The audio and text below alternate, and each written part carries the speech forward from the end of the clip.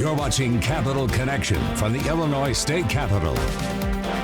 Welcome back. We are now joined by Comptroller Susana Mendoza. Comptroller, thank you so much for joining us today. Happy to be here, Cole. Great to see you.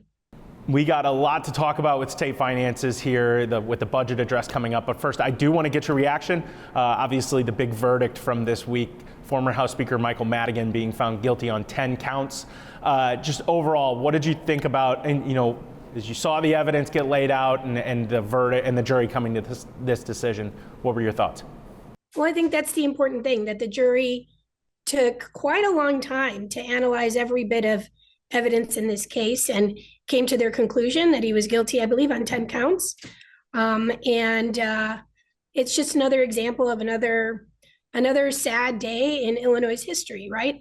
Over the 24 years I've been in public service, I've had to see governors of both parties go to jail, state reps, state senators of both parties go to jail for corruption. And we've seen across the state of Illinois, in every level of municipal government, people go to jail for corruption. The sad reality is that no matter how many people end up getting indicted or convicted or even going to jail, it seems like this behavior continues. And that's what's really, really sad and disheartening.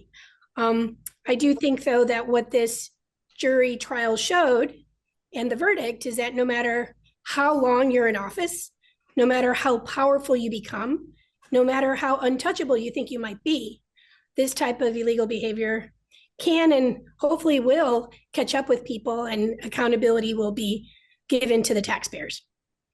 I'm curious with what how you thought of, obviously Madigan's been in the office, was in the office for decades, but the way the evidence was laid out, it sort of gave this look into the way he operated that, maybe wasn't even known it definitely wasn't known to the public, wasn't known to a lot of people around the Capitol. What was just getting to see that sort of peak there, what was your thoughts on that?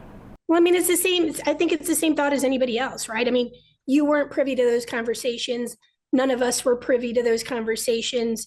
You have one impression or one image of someone that when these investigations come to light and the evidence in them is shared are mind-boggling, right? So you're like, that's not what I had ever seen. And we're always amazed, right? When someone that you work with or someone that you might think very well. Just think on a personal level. How many times you had friends who, for example, cheated on their wife and you never saw it coming. You didn't know it happened. And you're devastated by hearing this, but it doesn't mean you knew about it, right? But it also leaves this really horrible taste in your mouth.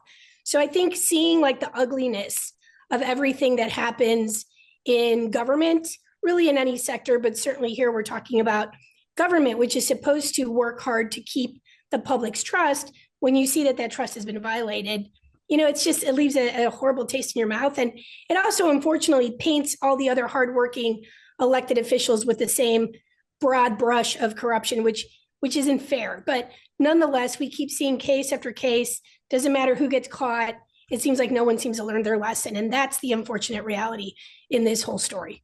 Well, I appreciate you answering those questions. Let's switch over to the governor's budget address coming up this week. Obviously, the big headline people have been focused on for the past several months has been the projected $3.2 billion budget deficit that lawmakers need to figure out how to tackle in the coming months here. But we've also had this added wrinkle of just the uncertainty of federal dollars now being in question. And from your perspective, what are you hoping to see on Wednesday when the governor heads into the House of Representatives and gives a speech? The most important thing I'd like to see is the governor present, and I would anticipate that he will do that, present a balanced budget. So he's done 6 in a row, I believe now. This would be the 7th, correct me if I'm wrong. Time flies, but I think it's been 6 full budgets now. This will be the 7th. And I do think that he has delivered on presenting balanced budgets, something that we didn't have and something that we really shouldn't take for granted because it is a difficult job. It will be monumentally more difficult for him in this specific budget year because we are, in fact, looking at what is projected to be a budget deficit of over $3 billion. So unlike previous budgets where we have had better than expected revenues, this is a new dynamic, a significantly larger challenge. And even if all things were perfect in government right now, a $3.2 billion projected deficit is a huge challenge to overcome. Now, what we do know is that I think it's significantly going to be worse, given what we expect could happen at the federal level of potentially freezing federal funds in future budgets. We saw the panic that ensued recently when we were locked out of the Medicaid system for almost the entirety of the day, not just us, but across the country. And it thankfully got back up and running. And they said that Medicaid was, off the table for now in terms of being frozen. But these are real moments of unpredictability, of chaos that get thrown into budgets across America. And certainly here we're concerned about the one in Illinois. So I do think that the very real prospect of losing significant federal dollars is something that we have to plan for, and we have to be prepared to rise to the occasion. It's going to be difficult. With going off of that, you talked about in the aftermath, we actually spoke. I interviewed you in the aftermath of the federal funding freeze idea getting floated out there, that you had said that the state was up to date on its Medicaid payments at the time. So there was like a small window where the state wouldn't be in too much trouble if that were to happen. But now, if a funding freeze like this gets extended, or we see some large budget cuts coming, like if we do see those kinds of programs end up getting cut at the federal level, is it possible for the state to budget for something like that when we're talking about having to make a singular budget for basically the entire fiscal year? And you can come back in the fall and make some changes if need be, but we heard the governor talk about how difficult budgeting is just because of that sort of one swing you get at it every year. From your perspective as the one who actually sends the money out, I mean, is there any precaution, anything you can do to plan ahead for those kinds of issues? It's a great question. I could just tell you that we're talking about a gigantic amount of money. I mean, $34 billion more or less in federal funds that come in through the state of Illinois in different buckets. We have a $53 billion state budget, but these federal matches are significant, and federal funds of all different kinds, whether they're grants, environmental grants, for example, you've heard they're, cutting the EV grants. But I'm more concerned even about just your basic operating needs of like taking care of sick people. I've said this many times that disability and disease does not pick a party affiliation. And it's we of course all want to see efficiencies in government. I've talked about this many times. You've probably interviewed me on my position on how I think it's important to be able to prove that the money that we spend of taxpayers' hard-earned money is proven to have a good return on investment. It's why I'm so passionate about modernizing our tech system so that we can better tell the story of how taxpayer dollars are spent. It's why I've been so vigilant on creating transparency portals on things like the COVID-19 expenditures so that we could track where every dollar was being spent. It's why I did the same thing with migrant spending so that we could track these dollars. And so transparency to me is like the cornerstone of rebuilding trust in government so that we can tell the story of how that hard-earned taxpayer money is being spent. But it's also important to recognize that a lot of those dollars go to incredibly worthy causes, like treating the most vulnerable people in our state, people who are on ventilators, children with cancer. And so we can all talk about wanting to see efficiencies and frankly demanding them in government. But right now, I'm just saying that a lot of the people that are demanding this are because they're caught up in this whole wave of wanting to support the president and his politics. But it's all fun and games until it's your child that loses their funding for their cancer treatment. And so from my perspective, we should not be injecting politics into this. We should be looking at where we can create efficiencies, find them, and make sure that we're leveraging tax dollars, whether they're state dollars or federal dollars, towards the most effective programs that in fact do provide the best services at the lowest cost. But we should be more methodical about how we do this and not just essentially throw this like metaphorical nuclear bomb on the entire system, which creates chaos and panic and instability, and that helps absolutely no one. Whether you live in deep Southern Illinois, which is very, very red, or in northern Illinois, which is more blue.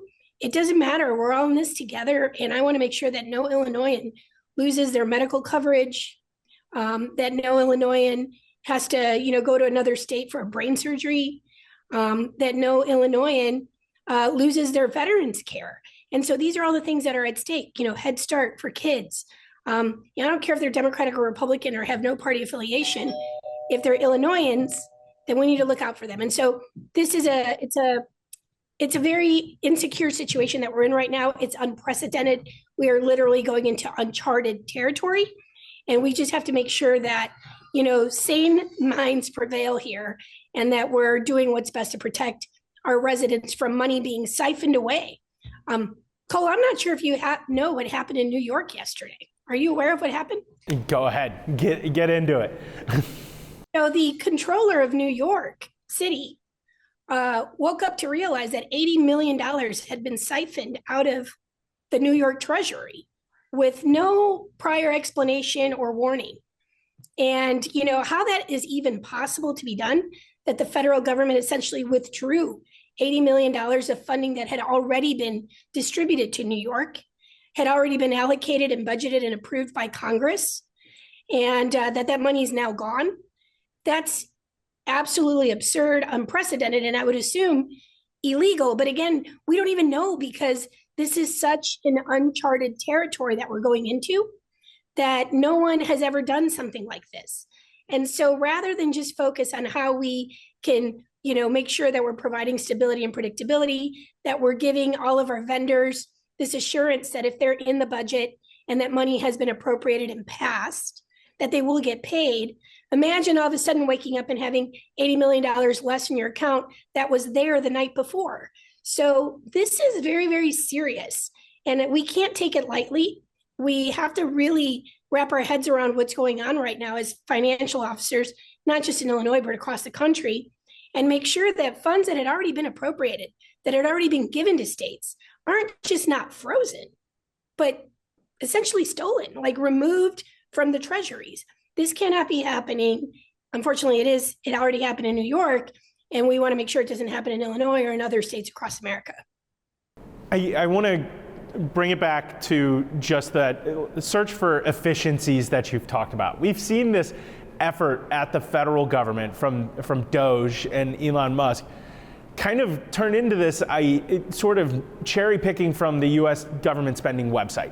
And as somebody who's in charge of websites just like that one, where you see where the state's money is going to, what would your advice be to people if they're seeing this online or if they're seeing these sort of line items of just these broad sums of money getting sent to one organization? How could they go maybe that next step to take a deeper look into why that money is being spent somewhere and to sort of verify or at least take into their own hands how they learn about these specific issues? What would your advice be to people who are trying to maybe dive into that themselves?